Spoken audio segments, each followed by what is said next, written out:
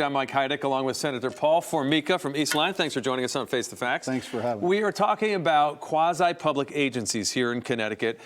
They do some of the business of our taxpayers, like the state pier. They run the lottery. They run some banking as well, right? Green Bank. But there is concern that there should be more oversight. There have been concerns since the Port Authority was established that the money hasn't been handled maybe as honestly as it should be. Is that a fair assessment? Well, there were a lot of indiscretions in how the money was handled at the Port Authority, and that, overshadowed the conversation about really what should happen about the economics of offshore wind, but it highlighted the fact that quasis need to be controlled. They operate a little bit outside of government agencies for that freedom, but that doesn't mean they still can't have controls on salary levels, controls on reporting, controls on financial reporting.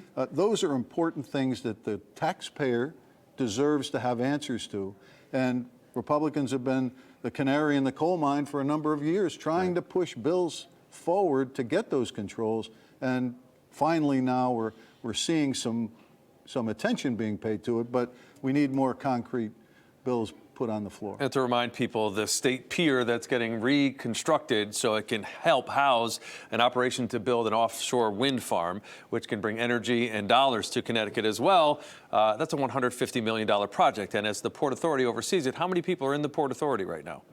Well, there's a board of directors with a number that's being reappointed. They're searching for an executive director and some office staff, so it's very limited. Right. There's only half a dozen at this point right now, if that, right? If that. So one of the concerns is having a tighter oversight as far as if a person who's directing it, if a salary goes over $200,000, that should be brought to the governor's and the state legislature's attention to weigh in on something like that. What else should be done, do you think? Sure, the comptroller needs to have a list of those salaries, and so that we understand who's got what. The code of ethics, there's a carve out for quasi-public. They should be, back in the code of ethics just like everyone else. Submit financials to the Office of Policy and Management or some other agency that's going to take a second look at what's going on, and then report this information annually to the public auditors, to the governor's office, to the legislature. Just be transparent about what's going on so that we can keep an eye on it and really use them for the purpose that they were designed, and that is to push the ports forward, to make sure the lottery is run correctly, to make sure the Green Bank promotes renewable energy, which everyone believes to be the future. So.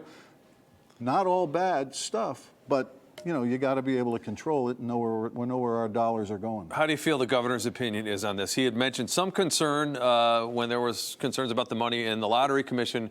Overall, as far as quasis are concerned, do you think he believes there should be more oversight as well? Well, I think he said that he wants some oversight. He's put forth a few initiatives that he has asked the legislature to pass in bills moving forward. But I think he should take a stronger stand on, this is what we're doing. We are the executive branch. This is what we expect out of our quasis, and I'm going to stand here and make sure that it happens. And I think when he does that and gets it, in conversation and partnership with the Republican Party, we can move this forward and have a good outcome. Now, another quasi that's relatively new to the state is the Dalio partnership with education. They are saying that they want the person in charge of that to have a $300,000 salary. That's a significant amount. No freedom of information, matching $20 million. I mean, there's a lot of things in there that should be in question. And again, the intent may be pure. Let's help educate our kids that need education. It's a big source of money.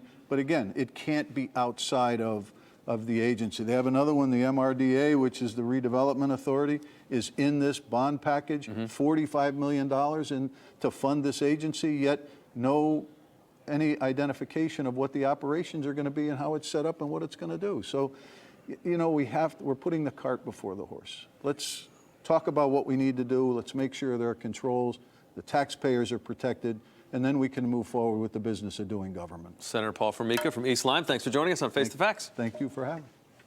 This is Face the Facts with NBC Connecticut.